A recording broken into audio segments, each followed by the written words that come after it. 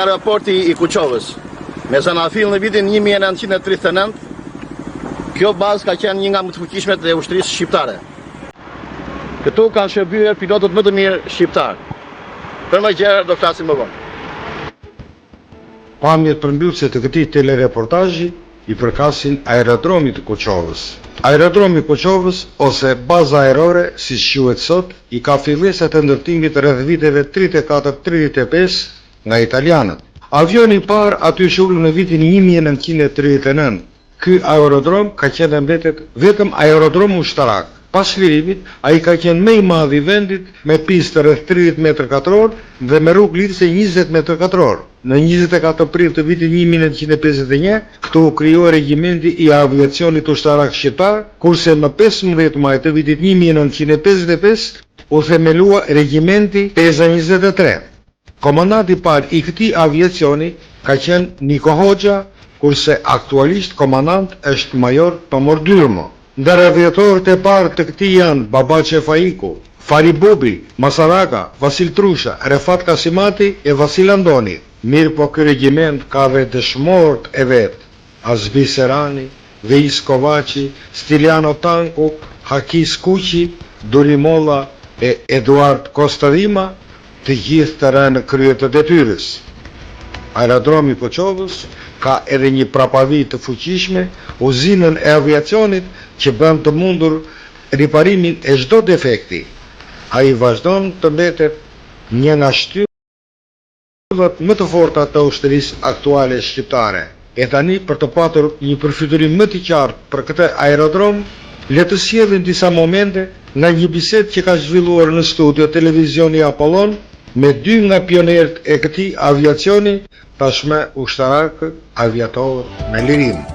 Në karrierën e tij si pilot demonstroi devotshmëri, dëshirë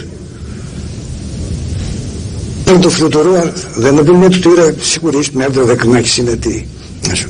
Biles pati edhe momente të këtilla ku për arsye të ndryshme që dihen të asaj kohe, po që nuk mund të jetë puna e pilotave poshtë, që deshin të pengonin.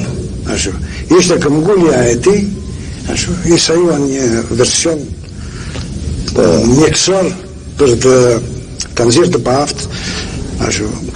Do të arrijmë gradualisht, atëherë përfitoj nga rasti t'ju uroj gjithë mirat, mirë erdhët në televizionin tonë. Faleminderit. Jeni njerëz të nderuar, keni kryer një detyrë të shenjtë ndaj atëut dhe asgjë e mirë nuk harrohet për gjurmët që keni lënë.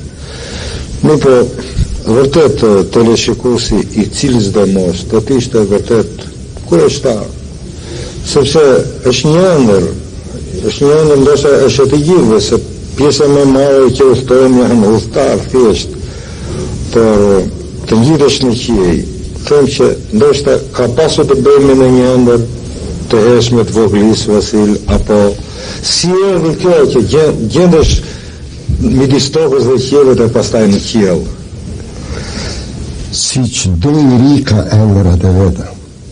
Edhe unë kam qenë në shkollën e kadetat, në shkollën e bashkuara, aty në konsulta, në abet, në shokët, shikonin avionat e letë asaj kohë, edhe kishim dëshirë, sepse në dukesh një diçka shumë e lartë të ngrihesh në ajër.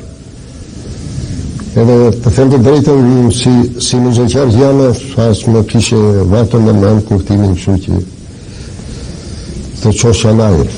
Edhe haberën ajo shkencë nuk isha shumë. Megjithatë, së bashku me shokë të tjerë, më ja dhe në të 50 vjeçë, të dilja jashtë në Rusi, edhe të mësoja për pilot. E letë nuk ishte, sepse e shkencë në vete, pavarësisht nga vështirësitë që ka, por ato janë të përballueshme kur vetë njeriu ka vullnetin për të arritur qëllimin. Sepse edhe neve atë vend që na çon atje, kondi janë, kërkon nga neve i tuati që për atë vend që na çon të dilim sa më mirë, që të ndoronim kondin tonë. Edhe Ne vetë këtëme çdo hap të tonën e kishim shumë parasysh. Shumë parasysh. Për shembull, do të isha përveç studimeve që keni kryer, përveç ngarkesës Muhamedi që do ta qenim studio. Ka qenë një çast kur ju u ngjitët për herë të parë në qiell. A mund na riprodhoni diçka nga kujtesa për të çast që Unë përpara kësaj desha bë një klauzul të ati kur jemi ngritur për herë të parë në një avion transporti që do hidheshim me parashyt. Ishte të bërë, unë të bërë në firë, nuk e kisha parë. Në tëmë ishte një dëbore cila binde brenda gjusë morë shkriesh. Apo jo? Po, dëbore firë. Kur që aty dëbore ishe në mas në këtë një këshu. Edhe kur shikoj poshtë, në duke shë në shpit, palatët si një kuti shkrepse. Edhe i them kolegu ti, njëri të ati të ndërruar dhe të respektuar anit në një ultimat. E kisha përban, e i them, rame, që na duesh buka gëllin dhe gjë që në të nisën, në kuptimin e shumë. E i tha, shiko si e nërë, më tha, mo, shiko vetë dhe në në kuptimin për të do kora e njëre tjetë. Sepse, frika, mos të thot kush doj, frika ekziston të njëriu, pavarësisht nga lufta që bëhet, kush do për i dominoj. Qartë, një frikë instinktive. Instinkti, pa diskutim. Jashtë ndërgjegjes njeriut, pa pjesa e ndërgjegjes e vullnetit e vullnetit e bën që atë të mposhin atë frikë. Dhe metodën komandoj të atiki për të hedhën, u hedhën pa hezitimin, të gjashtë shokët ishim të grupit të ati dhe kur u ha parashytët dita, ishe një gëzimi pa përshkuar duke thirrur njëri tjetër, se për herë të parë. Kurse, kur dulem në avion ati, jak 11, isha në fillim fare, të më thënë në tipat me elim, aty pa diskutim, kër ngritën për para dhe gjërat të duke diçka të ati e pa besueshme. Të më thënë dje një krenari, një gëzim të madh, se që dole vetë e komandoj një pja avionin me, nuk ishe me instruktor, po ishe vetë zoti i ajrit.